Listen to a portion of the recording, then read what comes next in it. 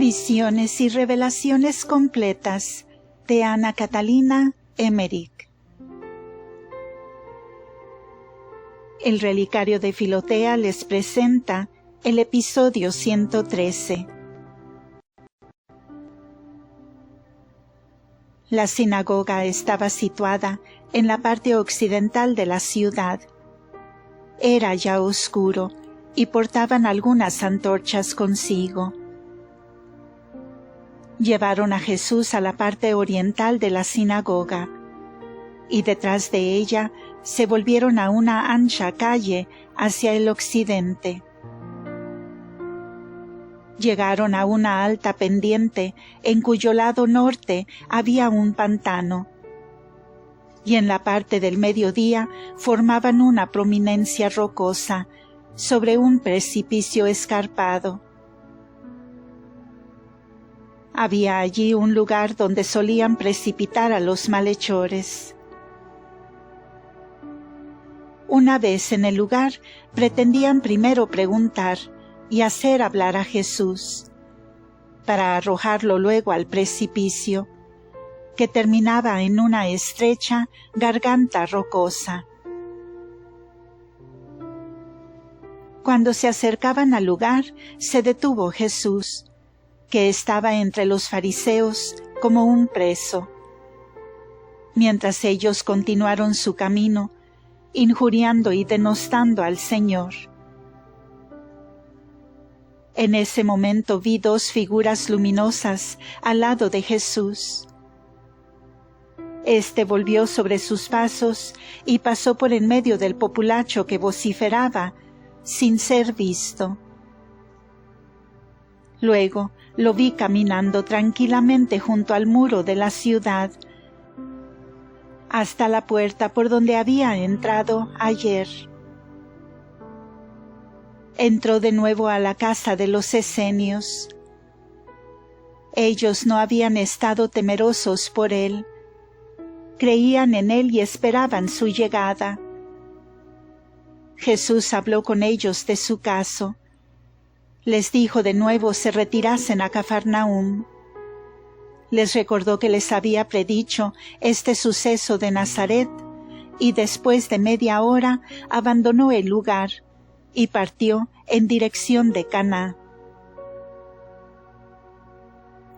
Nada puede imaginarse de más ridículo que la locura y la confusión que se originó entre los fariseos y demás cuando no vieron más a Jesús entre ellos, a quien creían tener seguro en sus manos. Era un griterío. ¡Alto! ¿Dónde está? El populacho que venía detrás avanzaba irresistiblemente. Ellos querían retroceder para ver dónde se ocultaba, y en el sendero angosto se formó una confusión y un desorden de gritos, de órdenes y contraórdenes, de inculpaciones recíprocas, mientras corrían a todos los huecos y cuevas, pensando encontrarlo escondido en algún lugar secreto. Con las antorchas iluminaban todos los rincones y corrían peligro de romperse el pescuezo bajando y subiendo por los riscos en busca de Jesús. Terminaron por insultarse unos a otros, culpándose de haberlo dejado escapar. Finalmente se dieron por vencidos y se volvieron calladitos a la ciudad. Jesús ya hacía tiempo que estaba fuera de la ciudad, de modo que tuvieron un nuevo desengaño al custodiar las laderas de la montaña y las salidas de la ciudad. Al regresar quisieron justificar su fracaso diciendo: «Ya veis qué hombre es este, un hombre entregado a la magia, un endemoniado. El diablo le ha ayudado. Ahora aparecerá en otro rincón del país para perturbar allí el orden y causar trastorno». A sus discípulos ya les había dicho Jesús que abandonasen la ciudad de Nazaret y le esperasen en un determinado lugar, camino de Tarichea. Saturnino y otros discípulos habían sido citados también en este lugar. A la alborada se encontraron todos juntos con Jesús y descansaron en un valle solitario. Saturnino había traído panes y miel.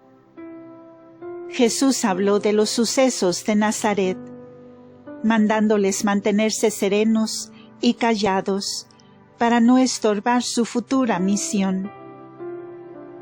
Luego anduvieron por sendas solitarias junto a algunas ciudades, a través de valles, hacia la desembocadura del Jordán en el mar de Galilea. Había una gran ciudad al pie de una montaña al extremo sur del mar de Galilea. No lejos de la desembocadura del Jordán, en una especie de península. Había un gran puente y un dique para entrar en la ciudad. Entre la ciudad y el mar se extendía una faja de tierra con suave pendiente, cubierta de verdor. La ciudad se llama Tarichea.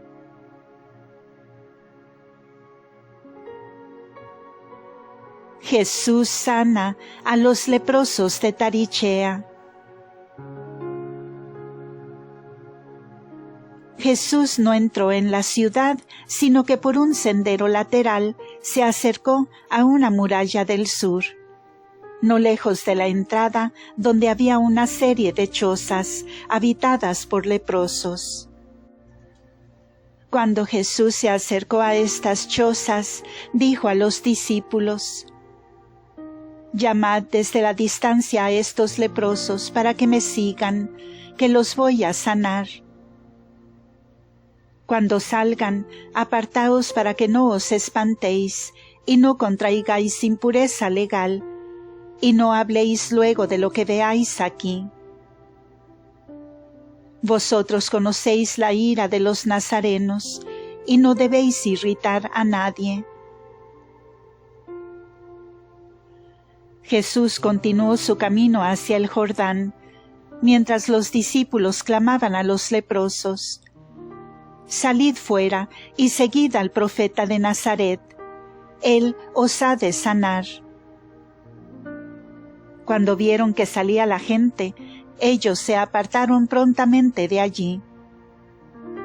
Jesús caminaba lentamente, apartado del camino.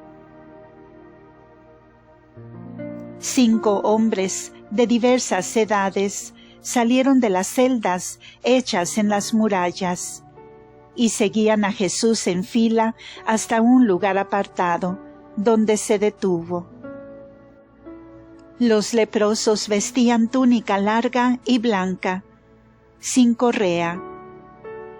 Llevaban una capucha sobre la cabeza que les cubría también la cara, y delante tenía 2 tiras de tela negra con 2 aberturas para los ojos.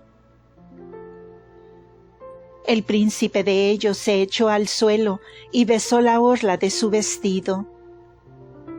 Jesús, volviéndose a él, le puso la mano en la cabeza, oró, lo bendijo y le mandó ponerse a un lado.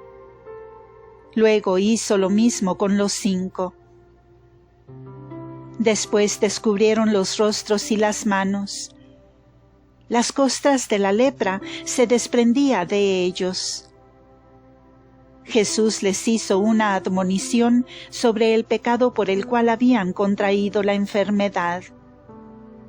Les enseñó cómo debían portarse en adelante y les mandó no decir que Él los había sanado.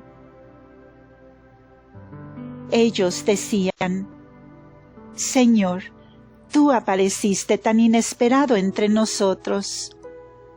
Tanto tiempo habíamos esperado tu presencia y suspirado por ti. No teníamos a nadie que representara nuestra miseria. y te condujera hasta nosotros. Señor, tú apareces ahora de repente. ¿Cómo quieres que callemos nuestra alegría y el portento que obraste con nosotros? Jesús les mandó nuevamente que no hablasen del caso hasta que hubiesen cumplido con las prescripciones de la ley, que se presentasen a los sacerdotes para que vieran que estaban limpios y cumplieran con el sacrificio y las purificaciones legales. Solo entonces podían decir quién los había sanado. Se echaron de nuevo a sus pies y volvieron a sus celdas. Jesús se acercó a sus discípulos en dirección del Jordán. Estos leprosos no estaban encerrados. Tenían marcado el sitio hasta donde podían andar. Nadie se acercaba a ellos. Se les hablaba desde la distancia. Se les ponía la comida en fuentes en determinados lugares. Estas fuentes no volvían a los sanos, sino que eran enterradas o deshechas por ellos mismos. Se les traía siempre nuevos cacharros de poco valor.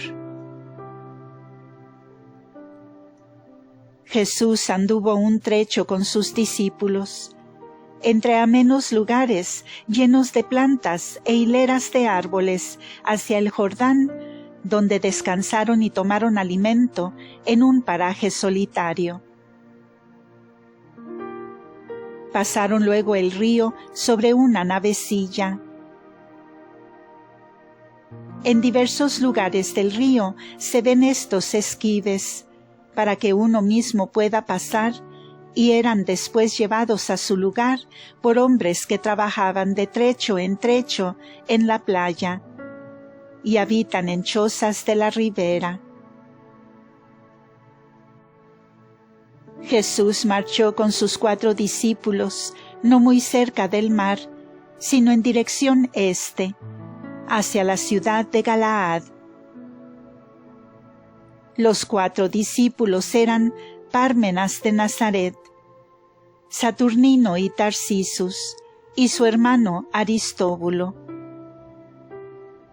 Este Tarsisus fue más tarde obispo de Atenas, y Aristóbulo ayudante de Barsabás. Yo oí que se hizo esto, llamándolo hermano, pero entiendo que era solo hermano espiritual. Estuvo mucho con Pablo y Barnabás, y creo que fue obispo de Britania. Fueron llevados a Jesús por medio de Lázaro. Eran extranjeros, griegos, me parece, y su padre había inmigrado hacía poco tiempo a Jerusalén. Eran comerciantes de ultramar, y he visto que los siervos y esclavos de su padre habían venido sobre transportes con sus animales de carga al bautismo de Juan, después de haber escuchado sus enseñanzas. Por medio de estos siervos fueron noticiados los padres de estos jóvenes, que concurrieron con sus hijos a donde estaba Juan. Los padres se hicieron bautizar y circuncidar y se establecieron en Jerusalén con toda la familia. Tenían riquezas y dejaron más tarde todo para provecho de la comunidad cristiana. Ambos hermanos eran de alta estatura, algo morenos, diestros y poseían una esmerada cultura. Eran 2 hombres jóvenes osados, resueltos y diestros en preparar lo necesario en los caminos.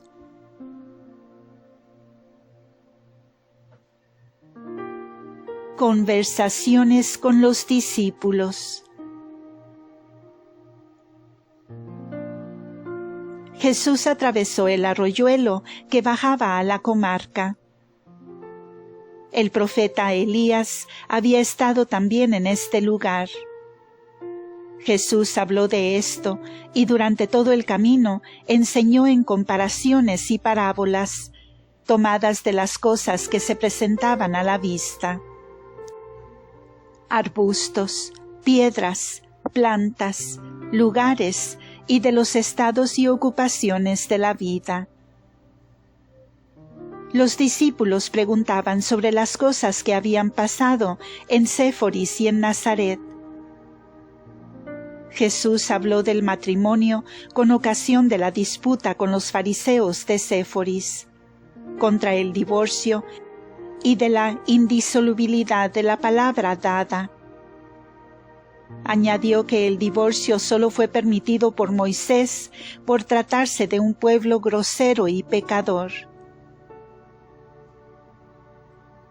Los discípulos interrogaron a Jesús acerca de lo que decían los nazarenos, de que él no había tenido amor fraterno, pues no había querido sanar a los enfermos en la ciudad paterna, que por eso debía serle más próxima.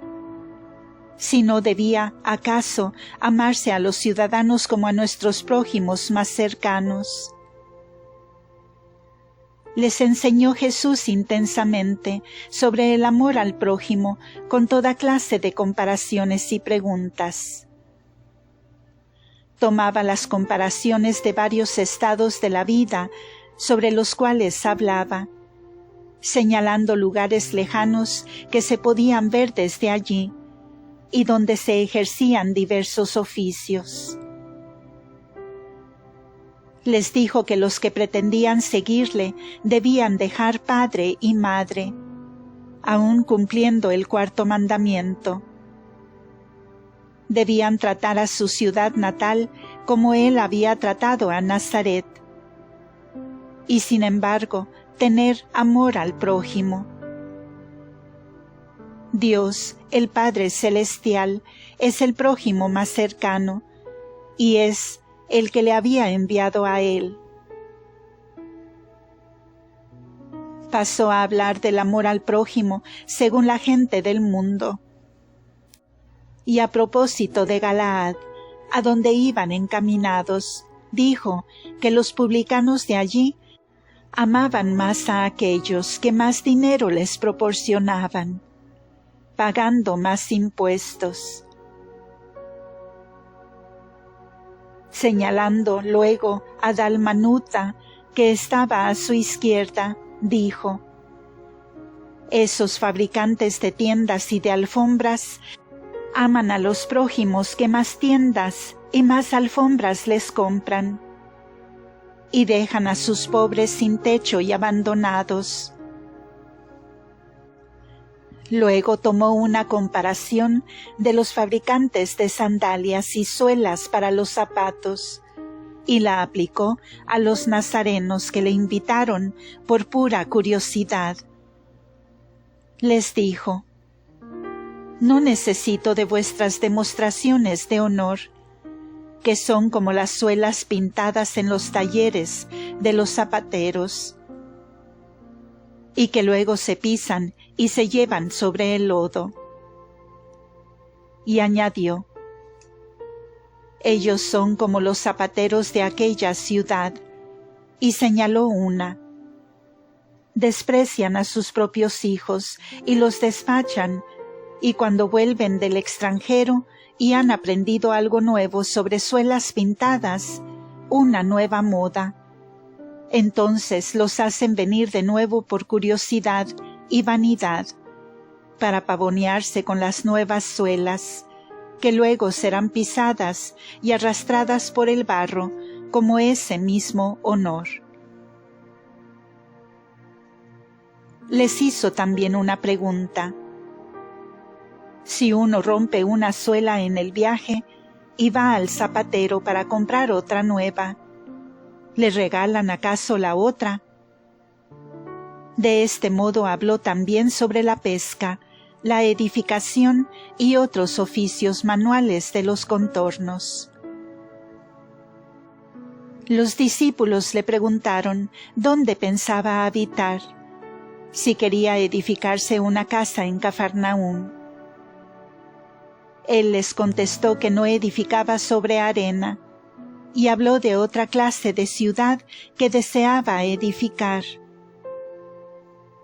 Yo no entendía bien cuando Jesús hablaba caminando. Cuando les hablaba estando sentado, entendía mejor.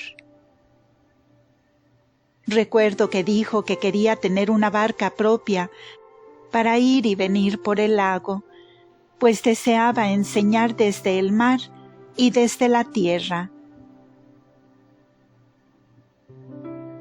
Fin de este episodio. Continuará en el siguiente audio. Muchas gracias por escuchar.